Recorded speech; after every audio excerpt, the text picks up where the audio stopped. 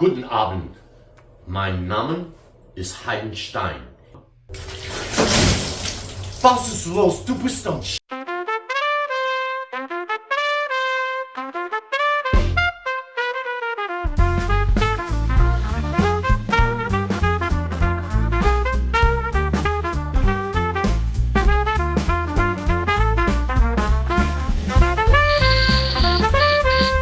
Hello everyone, it's Heiden in the Philippines. I'm here in the province with my girlfriend Gladys, and if you hear some roosters around here, that's because that's where the roosters live, here in the province. Today I'd like to talk to you about incarceration. And I'm not talking about American incarceration, I'm talking about in Philippine incarceration.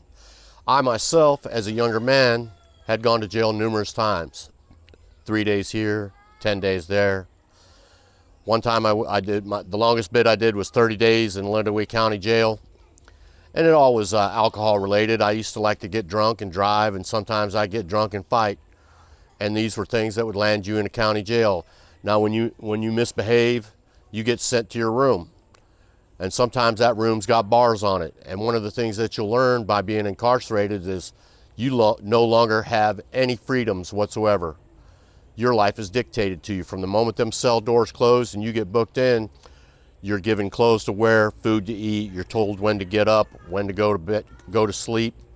Everything is dictated to you. You 100% understand what it's like to not have any freedom anymore.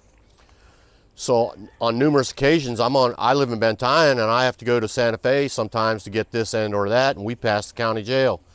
So I'm a curious cat, and I want to know, what's it like going to a Philippine jail? So I decided to find out myself.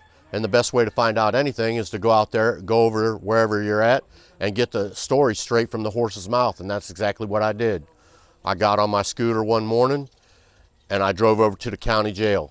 Now, before I got there, I had written 15 questions that I was going to hand to the warden beforehand to see if he would actually entertain the notion of having a foreigner interview him.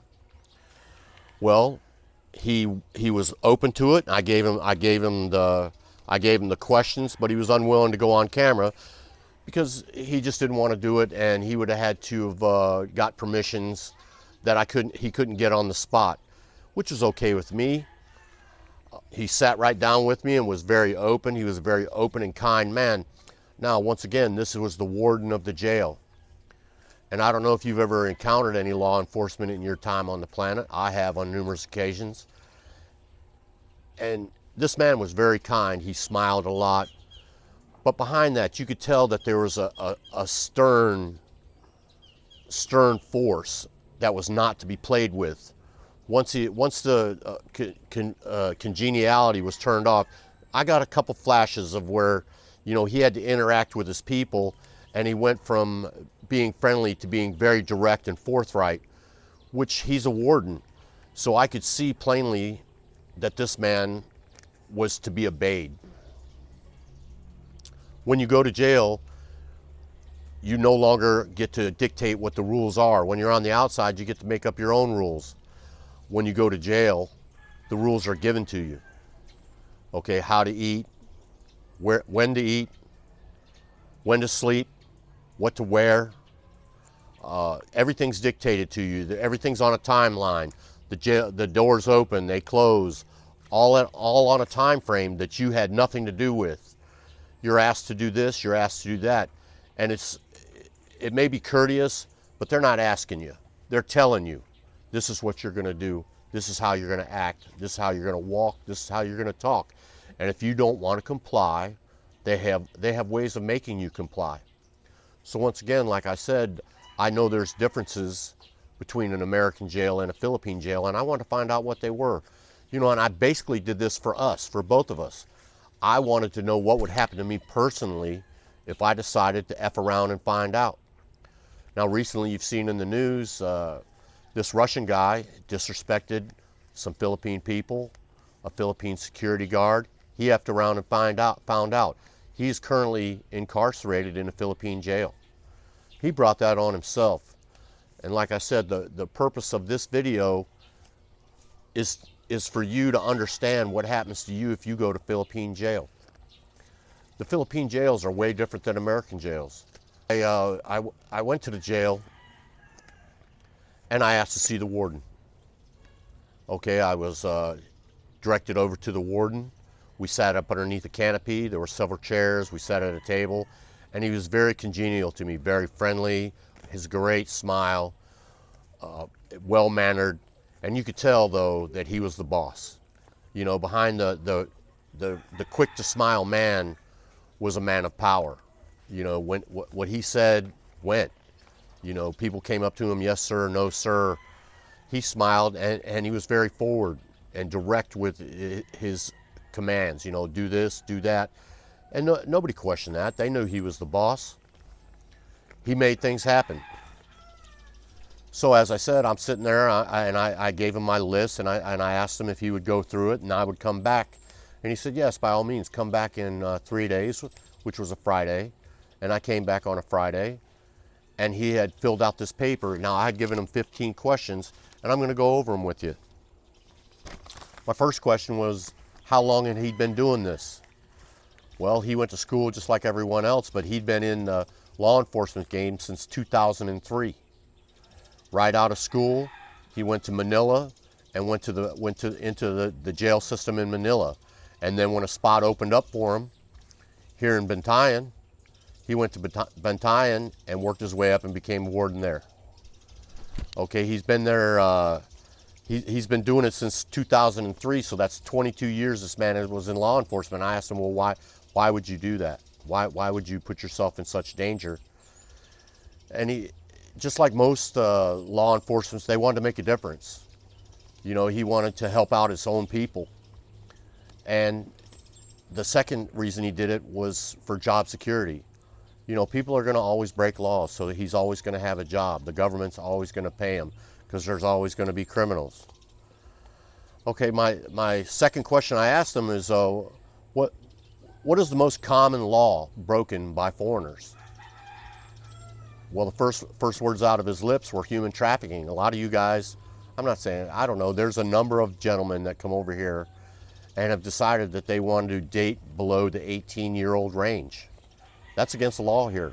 It's against the law in the United States. It's against the law in most countries. But for some reason, men think they can come over here and get away with it. Well, you can't. It's called human trafficking, and they're not having it. Now, the other one is a lot of times is guys get drunk and start talking shit and making threats. You cannot threaten a Philippine national. You can't threaten us to shut up or I'll kick your ass. That's against the law. You're not allowed to do it. And that's going to cause you a problem. All that guy has to do is call the police up and go, hey, there's a guy here threatening me. And they're going to send some people out to get to the bottom of it. And at the end of it, if you don't talk your way out of it, you're going to jail. That's just the way of it. You know, in Bantayan Island, it's a tourist spot. And you'll get tourists that'll come in there and they'll just get, you know, they'll drink too much. Okay, well that's on you to conduct yourself as a grown-up. When you get too drunk, it's time to go to the house and not talk shit and not threaten anybody. Okay, then I asked him, I was like, so, okay, I talked a bunch of shit and now I'm in cuffs and you're taking me to jail. What's the booking procedure? Well, the booking procedure is pretty much the same as in the States. They cuff you up. They have an information sheet, which is a booking report that lists all your crimes, what you've done, and how you ended up there. Okay, and they have to submit that, just like any law enforcement. They got to submit the booking report, which is then given over to a prosecuting attorney because they, you know, once you've made it to jail, you're being prosecuted. You know, they just don't put you in there without they're going to prosecute you. Okay, then they have to check you out medically. You know, just like in the States, they're going to go over you, they're going to strip search you, they're going to look you over and see if you need some medical attention, because if you do, they need to take care of that, and they have to report it. Okay, then I asked them, I said, how many cells are currently in your jail? Okay, there's 8 cells in the jail at the Bantayan Jail, 8 cells, and they hold 20 prisoners at one time. So you got 8 cells, 20 prisoners. that's 160 incarcerated individuals that are currently in the jail. Now, from what I understand, right now they're not fully booked, and they were super happy about that. You know, when I said, "So are you full?" He's like, "No," and he was a big smile coming over his face because he was happy that there wasn't that many people in the jail. So I asked him, you know, currently, so how many people are currently in the jails, in the cells? And he was like, currently, right now, between the 8 cells, we have 17 to 18 people in the jail. Then I asked him, okay, so what kind of uniforms? I mean, do you have uniforms? Because I've seen a couple of videos where a lot of times you'll see the inmates are just wearing shorts and whatever they got on, sleeveless shirts, chinelas, you know, whatever their family brought them. But that depends on the jail you're in. At this jail, they give you brown sweatpants and then a white T-shirt that has a PDOL on it. Which means person deprived of liberty. So that's the prison uniform. Okay, then I was just curious, you know, because like I said, I've been to jail before, and we got fed 3 times a day. So I was like, I've seen a couple videos where, you know, you have to have your family bring your food in, or you're not getting fed. That depends on what jail you're in. Here at the Bantayan Jail, they get fed 3 times a day, and I said, well, okay, what's on the menu then? Rice. Rice is life, and even if you're an incarcerated person, you get fed rice. And I was like, just rice? He's like, no. During the week, you get rice and vegetables. I was like, no meat? He goes, no, we give you meat on Sunday. You get pork. So throughout the week, you're a vegetarian, and then on Sunday, they put a little pork. Now, how much pork you're getting, I'm sure it's not that much, you know, but you do get some meat. Now, there's, you know, in the county jail that I was in last time, we got 3 meals a day, and there's no telling what you were going to get, but you could order commissary and get snacks if you had money. And then in the evening time, they had a snack time where they'd pass out like a chocolate milk or white milk and some cookies. You know, it was real nice. Now, we at the county jail where I was at, we had air conditioning. There's no air conditioning in the Filipino jail. And we're in the hot season right now. It's summertime, and I'm telling you, it is hot. I mean, I couldn't even imagine being in the jail here in the Philippines in the middle of summertime. Oh, Lord. That'd wear you down right there. Now, I asked them, what kind of health care do you have here at the jail? Because, you know, in the States, it depends on where you're at, what kind of health care you're going to get. Well, here I met the nurse. He's a really nice guy. And I mean, a really nice guy. I met him, and he checks the inmates every day when they come out for roll call. He gives them a look out. You know, when they go into the cell, they look at everybody. And if there's something wrong with you, you know, the nurse takes care of you right then and there. Now, to what extent, I have no idea, but at least somebody's there looking at you. And I found that to be amazing, because I know in the jail where I've been at, you could call for the nurse, but it might be a week before you get in to see one. And you could be, unless you're in some kind of pain that needs you to go to the emergency room, they're just going to let you suffer. So having a nurse right on staff that checks every day to make sure, I thought, wow, that's pretty refreshing. Now, I also asked, do you allow visitation? Much like in the States, at this jail, now I've seen other jails where you could have people come visit you, but at this jail, you were only allowed to have immediate family members.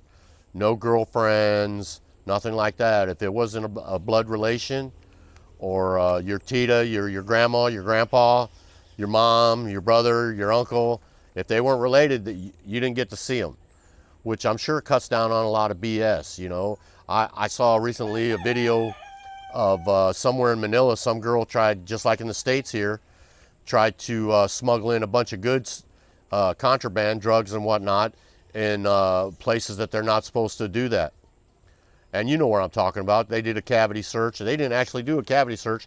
They've upgraded, and they're doing the x-ray machines now, so they x-rayed her, and she was just full of contraband. So now she went from being a citizen to an inmate. But here at this jail, like I said, it's just family and family. Now, I asked about segregation. In the United States, not in jail so much as prison, but in jails, you know, they put everybody in together. So I was curious about if in Philippine jail, do they segregate the homosexuals away from the prisoners or the gangbangers? And he said, well, we have some, they call them fraternities here. They're not called gangs, fraternities, but it's just a way of saying gangs. And he said, currently we have one gang member per cell. So that means that, you know, they didn't get a bunch in one cell and then those people, that gang took over a cell and started causing problems. It's just not that way. They had just one gang member per cell. So now you got 18 others or 17 other Filipinos that aren't going to let this guy cause any problems. You know, his gang affiliation doesn't mean anything because there's only one. Now, as far as the gays, yeah, there's a few homosexuals in there from what I understand. And they only segregate them if it becomes a problem.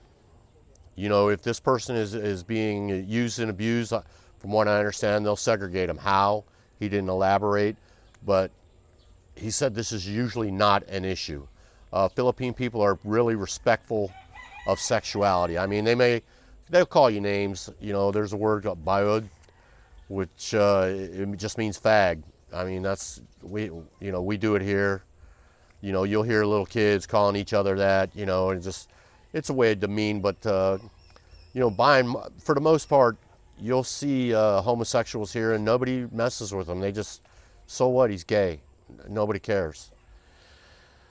I asked them about child molesters and rapists, you know, because in our jail, if you're a child molester or a rapist, you need to be very nervous because you're probably going to get assaulted on a regular basis. You're never going to have any commissary.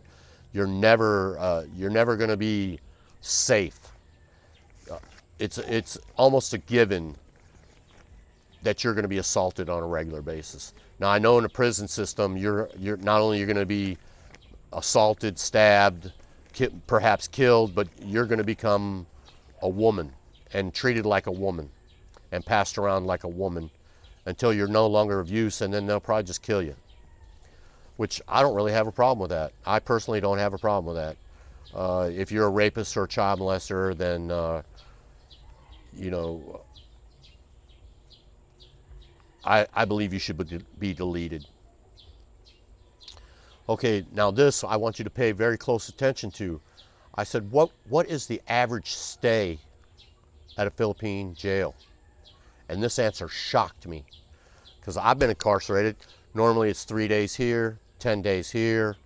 You know, we call it sitting. They sit you down, and it's basically what it is. Go to your room till you learn how to behave like a grown-up and can be back in society.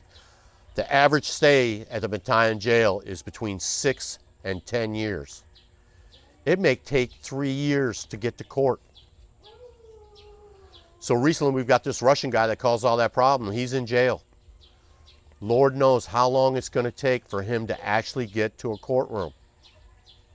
And then what kind of jail term they're going to import on him. But at the Bantayan Jail, it's 6 to 10 years. 6 to 10 years. Can you imagine sitting in a county jail for 6 years or 10 years? That's a very long stay to be in county jail. Almost everybody in the States, if you go to county jail like that, you're going to prison. The most you'll sit in a county jail is usually a year. Anything above that, you're going to prison. So, I mean, beware. If you get cuffed and they take you to jail, your life has just changed dramatically and for quite a long time. The justice system rolls very slow here in the Philippines. And it's election season right now. So, you might be made an example out of. You know, that's up to you. My best advice to you is when you come here, remember, you're a guest. You are 100% a guest. And being disrespectful and breaking laws can be just ruin your life. You're just here for 10 days, now you're here for 6 to 10 years. Is that why you really came here? You drank one too many beers, talked a little too much shit, and now you're going to do 6 to 10 years? That's, oh my God, that's forever. Okay, I asked him what was the last time they had a foreigner in their jail. They had a Polish guy. He did 6 years. 6 years he sat in the county jail there in Bantayan before they let him go. And it was for human trafficking. He was trying to, he was with a girl that was far younger than he should have been. Now, the last thing I asked him, I was like, you've been through it and you've seen people come, you've seen them go. I was like, if you were going to give out 2 pieces of advice to foreigners when they came to the island on how to conduct themselves, he was like, be aware of the laws. You watched a bunch of videos on how to attract a Philippine woman.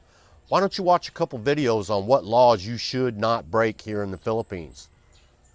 Give yourself a heads up so you actually know what you can get in trouble for here. I myself have watched some videos on it. You're not allowed to talk about politics. You can have no opinion on politics here, which I'm for. This isn't your country. Mind your business. If you're a Philippine citizen, then you have rights. But since you're not here, you have no rights to speak on the Philippine laws. Don't date anyone under 18. Don't do it.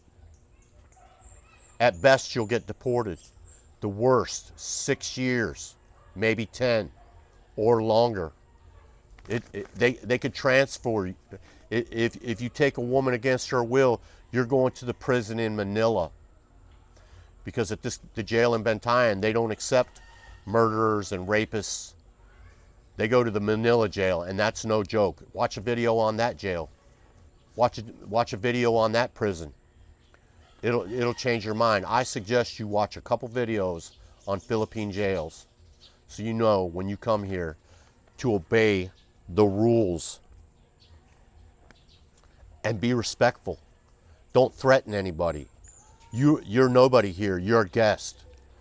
And try and be a good, you're representing us as a people. You don't want Filipino people to be looking at your white skin and going, oh, there's one of them foreigners, and then treating you like crap because of the foreigner that came before you. Don't be that foreigner. Now, last but not least, I asked him because he's a cop. Basically, I was like, where's the best coffee on the island? Because all cops drink coffee.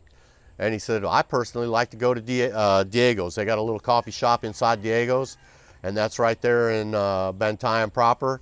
It's a little bit off the square, and I like Diego's. I like their food. I've never tried their coffee, but I'm going to give it a shot. And then I asked him, who's got the best restaurant in Bantayan Island? He's from there. He lives there. And he told me Gilas, G-I-L-A-S. That's G-I-L-A-S. We're going to try it. I'm going to give it a shot. I mean, the warden of the jail, it gives you a recommendation, and he's lived there his whole life. Why not try it? Now, lastly but not leastly, this man took his time out of his day and answered all my questions. He would not appear on camera due to not just personal reasons, but he would have had to get authority. He would have had to go through other channels, and he just didn't want to go through the hassle, which I'm okay with. But that was on a Friday. After we got done, he goes, Chris, would you like to come with me as my guest to a cockfight tomorrow? So the next day on Saturday, I drove right back over to the jail, and he picked me up, and we went to a cockfight. We spent the next 4 hours at a cockfight, and I've never been. And I'm going to tell you right now, I could tell by the company that I kept, when we walked in, people just parted the seas for this guy. He was given tons of respect, and he wasn't pushy or anything like that. He smiled most of the time, and people just knew to respect this guy. And I felt, how should we say, honored and safe all at the same time, because I was the only white guy there. I would have been nervous, and probably that was more of a reflection on my fears than anything, because Filipino people aren't threatening. They're usually real accommodating. So, like I said, I went to the cockfight. We were there for 4 hours. I had a very good time. I shot video on it, and I edited it. And I'm glad I didn't upload it, because they would have just, I probably would have lost my channel over it. But anyway, at the end of it, we parted ways, and I've invited to come back to the jail anytime I want, just to hang out. You know, because they sit in front of the jail underneath the canopy, and they have their lunches out there, and they're just really nice guys. You know, the jailers, the guards, they were all really nice guys, real accommodating. They had lots of questions for me, just as like I had lots of questions for them. We didn't talk about politics because, you know, these guys are government employees and they can't have an opinion on it. I mean, they're citizens, but I didn't bother to ask them about it because I didn't want to get anybody in trouble, including myself. That's because I watched some videos on Filipino do's and don'ts. I suggest you do the same. Okay, I know I've rambled on quite a bit about this, and I'd like to thank Mr. June, the warden of the Bantayan Jail, for accommodating me, and I'd like to thank all of my new and current subscribers for watching this video. Okay, this has been Hiding in the Philippines. Be as good as you can and stay out of jail. Ciao.